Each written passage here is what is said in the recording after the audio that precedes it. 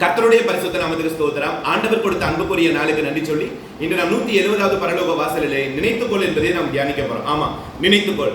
கர்த்தர் சதா காலமும் நம்ம நினைச்சுக்கிட்டு தான் இருக்காரு. ஆனா நீங்க ஆண்டவரை நினைக்கிறீங்களா? நான் ஆண்டவரை நினைக்கிறேனா? அவர் எப்பொழுதும் உங்களை நினைத்து கொண்டுதான் இருக்கிறாரு. கர்த்தருடைய வார்த்தை இப்படியாக சொல்லுகிறது. நீதிமொழி 3ஆம் அதிகாரம் 6வது வசனம், உன் வழிகள் எல்லாம் அவரை நினைத்துக்கொள். யாரு? நம்முடைய வழிகள் எல்லாம், அன்றாட நம்முடைய வாழ்க்கையின் வழிகள் எல்லாம், நம்ம பயணிக்கிற வழிகள் எல்லாம் யாரை நினைச்சு கொள்ளணுமா? கர்த்தராகிய தேவனை நினைவு கொள்ளணுமா?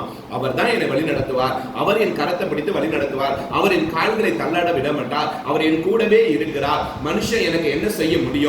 உங்களை குற்றச்சாட்டுறாங்களா? உங்களை காயப்படுத்துறாங்களா? நீங்க ஒன்றுக்கும் கலங்காமல் கர்த்தருடைய சமூகத்தில் அமைதியாக அவருடைய பாதையில் நடங்க. அழகான வார்த்தை சொல்லுகிறது, உன் வழிகளில் எல்லாம் அவரை நினைவுகொள். நீதிமொழிகள் 3:6 சொல்லுது, உன் வழிகளில் எல்லாம் அவரை நினைவுகொள், அப்பொழுது அவர் உன் பாதைகளை செவ்வாய்ப்படுத்துவார். நம்ம எப்பெல்லாம் அவருடைய நம்மளுடைய வழிகளில் அவரை நினைவு கொள்றோமோ அப்பெல்லாம் நம்ம பாதையை செவ்வாய்ப்படுத்துவார். அப்பனா என்னங்க?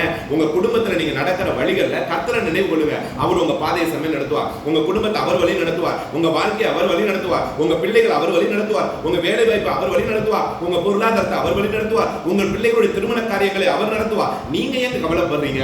சோர்ந்து போகாதீங்க என் அன்புக்குரிய தேவ பிள்ளைகளை. கவலைப்படாதீங்க.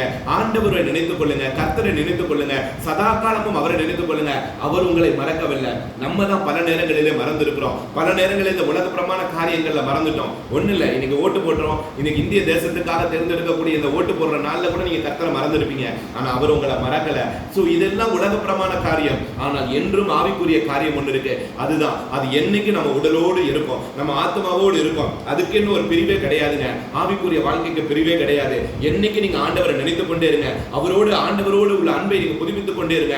கர்த்தர் கண்டிப்பாக நிச்சயம் உங்கள் பாதைகளை செவ்வாய்ப்படுத்துவார். நீங்க அவரை நினைங்க, உங்க பாதைகளை அவர் செவ்வாய்ப்படுத்துவார். நீங்க அவர் கரத்தை பிடிங்க, அவர் உங்க பாதையை செம்மைப்படுத்துவார். நீங்க அவருடைய வார்த்தையை பிடிங்க, அவர் உங்க பாதையை செம்மைப்படுத்த போறார். உங்க குடும்பத்தை செம்மைப்படுத்த போறார். உங்க குடும்பத்தை செழிப்பு உண்டாக்க போறார். உங்க வேலையில செழிப்பு உண்டாக்க போறார்.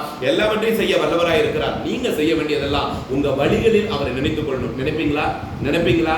இன்னையிலிருந்து அந்த காரியத்தை செய்வீங்களா? இந்த வாரம் முழுவதும் அவரை நினைத்துக் கொள்வீங்களா? காலையில எந்திரிச்ச உடனே அவரை நினைப்பீங்களா? இரவு தூங்குற பொழுது அவரை நினைத்து நன்றி சொல்லுவீங்களா? அப்பொழுது உங்கள் வாழ்க்கை ஆண்டவர் கிறிஸ்து இயேசுவுக்குள்ள செழிப்பாக மாறும். ஆமென்.